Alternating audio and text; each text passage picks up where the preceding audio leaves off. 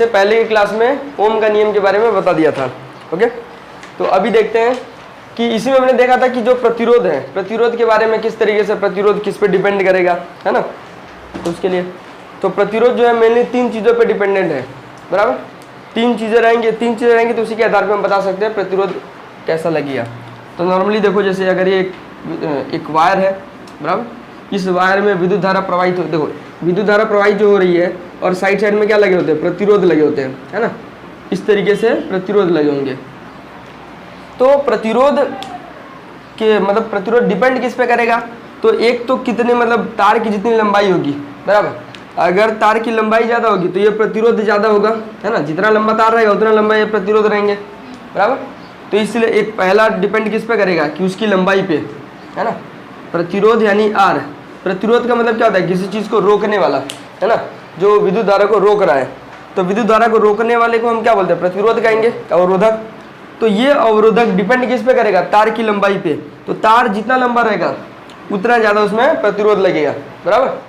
प्रतिरोध किस पे डिपेंडेंट है, तो उसमें तार की लंबाई कितनी है, तार की लंबाई जितना बढ़ाओगे प्रतिरोध उतना बढ़ जाएगा, बराबर। और दूसरा क्या है कि एक और डिपेंड करेगा कि इसके मोटाई पर। अगर तार जो है ज़्यादा मोटा रहेगा और उसका प्रतिरोध मान लो उतना ही है, जितना प्रतिरोध इसमें लग रहा है उतना ही प्रतिरोध इसमें भी लगे। अब जैसे ये रहा, है ना, समझो। इसको क्रॉस सेक्शन में देखना चाहो तो इस तरीके से देखो, ये कुछ इस तरीके से दिखेगा, और ये वाला अगर देखोगे तो इसमें कुछ ऐसा दिखाई देगा, बराबर। इसमें से क्या इलेक्ट्रॉन पास हो पाएगा, इसमें से इलेक्ट्रॉन पास हो पाएगा, नहीं होगा। ये वाले में देखो, इतना बड़ा अगर इलेक्ट्रॉन होगा तो क्या इसमें आराम से जा पाएगा, नहीं जा पाएगा, उसको बहुत मुश्किल होगी। तो इसका मतलब जितना छोटा, मोटाई जितनी छोटी रहेगी उतना कम इलेक्ट्रॉन पास होगा, यानी रेजिस्टेंस, जिसका कहने का मतलब है प्रतिरोध, प्रतिरोध उतना ज़्यादा लगेगा, समझ में। तार की मोटाई जितनी पतली प्रतिरोध उतना ज़्यादा, और तार की मोटाई जितना ज़्यादा प्रतिरोध उतना कम, क्योंकि इसमें आराम से कोई भी इलेक्ट्रॉन जो भी इलेक्ट्रॉन है पास हो जाएगा, विद्युत धारा इसमें से प्रवाहित हो जाएगी, है ना, क्योंकि इसमें जगह इसको काफ़ी ज़्यादा मिल जा रहा है। तो दो चीज़ पे, एक लंबाई पे, लंबाई जितना ज़्यादा प्रतिरोध उतना ज़्यादा, मोटाई जितनी बड़ी प्रतिरोध उतनी छोटी, है ना, या उतना कम। जितना बड़ा मोटाई उतना उसका कम, मतलब उसका क्या हो जाएगा, प्रतिरोध। तो इसी को हम क्या बोलते हैं, एरिया, मतलब क्षेत्रफल, है ना। किस पे डिपेंड है, क्षेत्रफल पे, कि उसका क्षेत्रफल कितना है। तो जो हमारा प्रतिरोध होगा, तो एक तो ये हो गया लंबाई, दूसरा प्रतिरोध, और तीसरा होता है तार की प्रकृति। तार किस प्रकृति का है ना, कॉपर का है कि लोहे का है, कि या कोई लकड़े का ही हम बना देंगे, उसी में विद्युत धारा प्रवाहित करेंगे, है ना। तो डिपेंड किस पे करता है, तार की प्रकृति कैसी है। किस तार पे ज़्यादा प्रवाहित होता है? तो ज़्यादातर देखो ये क्या बोलते हैं, कॉपर का ज़्यादातर में प्रवाहित होता है।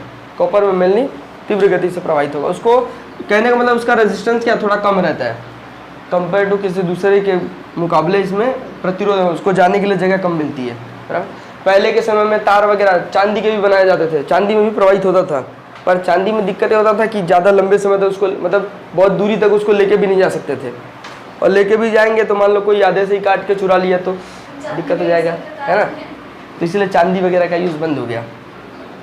तो देखो रेजिस्टेंस यानी प्रतिरोध किस पे, लंबाई पे, दूसरा उसके क्षेत्रफल पे, बराबर, उसके क्षेत्रफल पे, समझ में। और एक उसकी प्रकृति पे। कोई डाउट? तो फॉर्म इसको कैसे बनाओगे, तो भाई प्रतिरोध जो है वो समानुपाती होगा उसकी लंबाई के, है ना। प्रतिरोध जो होगा तार की लंबाई के समानुपाती तथा उसके क्षेत्रफल के व्युत्क्रमानुपाती होगा, बराबर, यानी प्रोपोर्शनल होगा लेंथ के और इम्प्रोपोर्शनल होगा उसके एरिया पे। तो उस हिसाब से फॉर्मूला क्या बनता है, देखो इससे पहले की क्लास में देख चुके थे कि जो रेजिस्टेंस होगा वो क्या होगा, समानुपाती होगा लेंथ के और अनुक्रमानुपाती होगा उसके क्षेत्रफल पे। तो इसका जब अनुक्रमानुपाती साइन हटाओगे तो बराबर लिखोगे, तो एक एक्स्ट्रा वर्ड जोड़ना पड़ेगा जिसको हम अनुपातिकता स्थिरांक कहते हैं, है ना। तो यही हमारा क्या है, रो इसको कहा जाता है, बराबर। तो अनुपातिकता स्थिरांक हमारा क्या होगा, रो, जो पी जैसा दिखाई दे रहा है इसको बोलते हैं रो, और ये एल और ए, बराबर। एक एक्स्ट्रा वर्ड खाली क्या आएगा, ये रो आ जाता है ना। चलो इसको नेक्स्ट, इससे पहले वाले वीडियो में हो चुका है, देख लेना उसमें। चलो तो हमारा टॉपिक आज का क्या है, वैद्युत प्रतिरोधकता, यानी जो हमारा अनुपातिकता स्थिरांक इसमें मिला था उसके बारे में। तो अनुपातिकता स्थिरांक यानी रो, इसी को हम क्या कहते हैं, वैद्युत प्रतिरोधकता, है ना। तो वैद्युत प्रतिरोधकता रो का फॉर्मूला क्या बन जाएगा, देखो इस साइड जो हमने फॉर्मूला देखा तो उस ये रहा, देखो R इक्वल टू PL/A, ये P यानी कि रो निकालना है ना, तो इसके अलावा के सबको उस साइड भेजो। ए यहाँ पे डिवाइड बटे में, वहाँ जाएगा तो गुणे में हो जाएगा, L यहाँ गुणे में, इधर आ जाएगा तो बटे में हो जाएगा, कुछ इस तरीके से फॉर्मूला बनेगा, है ना। तो ये हो जाएगा हमारा रो का फॉर्मूला। तो ये जो रो यानी कि अनुपातिकता स्थिरांक है, जो वैद्युत प्रतिरोधकता है, तो इसका एसआई मात्रक भी जरूरी है। तो इसका एसआई मात्रक क्या होगा, ओमेगा इंटू मीटर होगा, बराबर। इसे पहले वाले में बता दिया था किस तरीके से आएगा, तो ओमेगा इंटू मीटर। फिर उसके बाद देखते हैं, अब ये जो वैद्युत प्रतिरोधकता है वो प्रकृति पे भी डिपेंड करता है।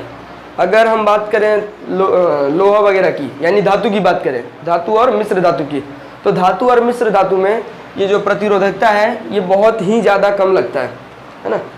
धातुओं में प्रतिरोधकता सबसे कम होती है, इसीलिए धातु में आसानी से इलेक्ट्रॉन पास हो जाता है ना। विद्युत धारा धातुओं में आसानी से पास हो जाएगा। पर ये अगर बात करें जो अधातु होते हैं, जैसे रबड़ हो गया, कांच हो गया, इनमें बहुत प्रतिरोध लगता है। जैसे देखो वैल्यू चेक कर लो इसमें, तो धातु और मिश्र धातु में प्रतिरोध कितना लगेगा, तो 10 की घात -8 से लेके 10 की घात -6 जितना लगेगा। यानी समझ लो कि एक बहुत मतलब छोटी वैल्यू हो जाती है, इतने छोटे। या एज्यूम करो ना कुछ इस तरीके से है, हमारा जो कुछ जो मिश्र धातु, जो हमारा क्या नाम है इसका, अधातु होंगे, उनमें कुछ ऐसे ऐसे प्रतिरोध होंगे, जगह उसको मिल ही नहीं पा रहा है आने जाने का, है ना, प्रतिरोध बहुत ज़्यादा।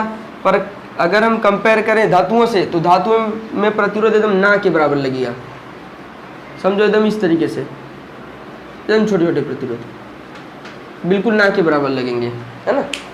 तो इसीलिए कितना माना जाता है कि भाई जो हमारा ये धातु होंगे उसमें प्रतिरोध कितना है, तो 10 की घात -8 से लेके 10 की घात -6 जितना होगा, और रबड़ तथा कांच में कितना होगा, तो 10 की घात 12 से लेके 10 की घात 17 जितना है। ये वैल्यू प्लस में, इसका मतलब बहुत बड़े बड़े प्रतिरोध होंगे, है ना, इसमें प्रतिरोध बहुत ज़्यादा होंगे। ओके, अब मिश्र धातु जो है, इसी वजह देखो मिश्र धातु में प्रतिरोध बहुत कम लगता है, इसीलिए इसका ज़्यादातर यूज़ किया जाता है। क्योंकि देखो इसको ज़्यादा हम तापमान देंगे ना तो भी इसका कुछ प्रॉब्लम नहीं होने वाला। इनमें किसी किसी का गलनांक और क्वथनांक बहुत हाई होता है, गलनांक बहुत हाई होता है। उसी के आधार पे बल्ब जो होता है, बल्ब में देखोगे एक फिलामेंट लगा होगा, तंतु लगा होता है ना, बल्ब में अंदर देखो एक इस तरीके से एकदम बहुत पतला सा ऐसा तंतु लगा होगा है। रियल बल्ब है, देखो इधर है क्या, नहीं ऊपर रखा होगा। तो उसमें तुम देखोगे इस तरीके से बहुत पतले पतले एकदम धीरे धीरे जिगजैग टाइप का दिखाई देगा। तो ये जो तंतु जो होगा जिगजैग वाला, तो ये तंतु बहुत पतला है, पर लेकिन इसका जो गलनांक है वो भी बहुत हाई होता है। इसीलिए अब इतना हाई गलनांक इसलिए है, अब इसको गर्म किया जाएगा, नॉर्मल कोई रहेगा तो तुरंत पिघल जाता है, पर ये इतना हाई है कि जल्दी पिघलता नहीं है, इसीलिए इसका इस्तेमाल बल्ब में किया जाता है, बराबर। तो बल्ब के तंतुओं में किस मिश्र धातु का उपयोग किया जाता है, तो टंगस्टन का उपयोग किया जाता है, बराबर। किस में किया जाता है इसको, तो बल्ब के तंतुओं में, बराबर, बल्ब के तंतु में। तो बल्ब के तंतु में किसका इस्तेमाल किया जाएगा, टंगस्टन का इस्तेमाल किया जाएगा। हाँ, ये एक टाइप का मिश्र धातु है। अब आगे देखते हैं। तो ये सब तो हो गया हमें प्रतिरोध के बारे में। तो कुछ प्रतिरोध जो होते हैं, उन प्रतिरोधों को संयोजन करने की विधि किस तरीके से होगी, बराबर। प्रतिरोधों को संयोजन करने की मेनली 2 विधियां हमें देखना है, बराबर। एक कौन सा, श्रेणी क्रम संयोजन, और एक समांतर क्रम संयोजन, बराबर। कौन सा, एक श्रेणी क्रम संयोजन और एक समांतर क्रम संयोजन।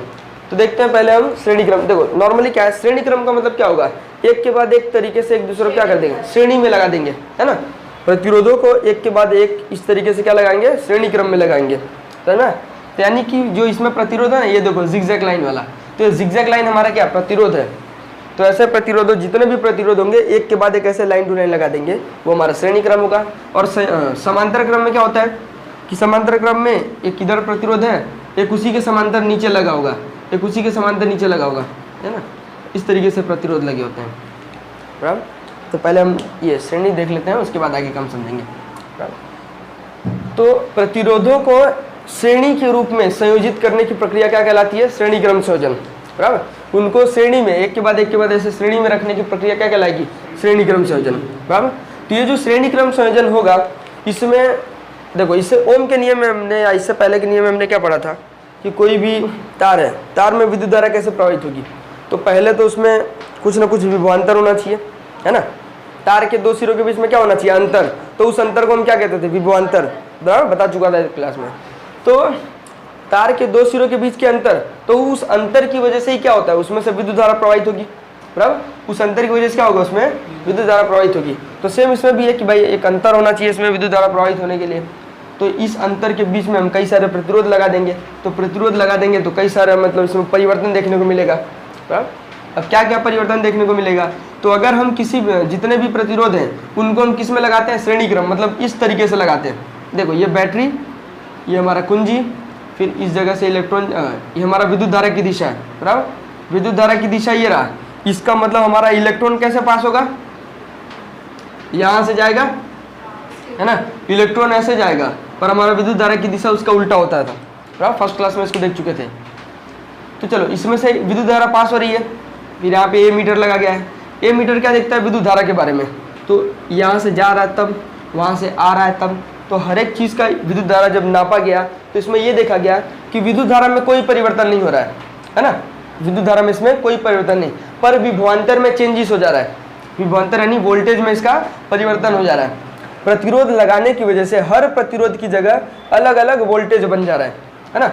वोल्टेज का जो वैल्यू है बार बार चेंज हो जा रहा है हर प्रतिरोध की जगह। ये जो वोल्ट मीटर है क्या करता है कि इसमें वोल्टेज किस हिसाब से आ रहा है, तो उस वोल्टेज को नापने का काम करता है, बराबर। तो वोल्ट मीटर ने देखा तो उसमें क्या आ रहा है कि हर प्रतिरोध के पास में वोल्टेज अलग अलग हो रहा है।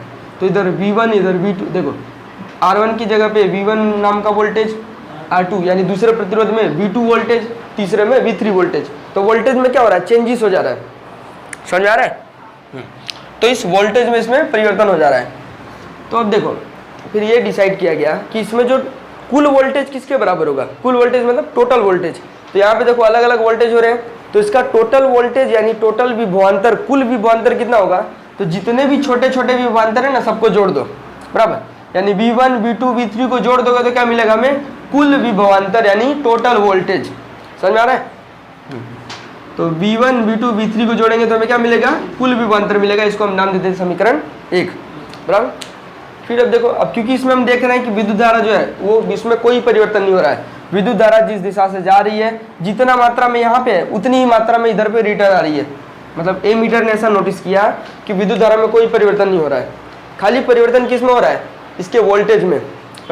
हर प्रतिरोध की जगह वोल्टेज अलग, पर विद्युत धारा सब में सेम है। तो इसको पता लगाने के लिए हम किसका इस्तेमाल करेंगे, ओम का नियम। ओम का नियम हो चुका है। ओम का नियम मतलब क्या है, किसे कहते हैं कि चालक तार में दोनों सिरे के बीच के विभवांतर तथा उसमें प्रवाहित विद्युत धारा के मतलब ये दोनों आपस में क्या होते हैं, समानुपाती होते हैं। ओके, तो हम ओम के नियम के अनुसार इसको सॉल्व करते हैं।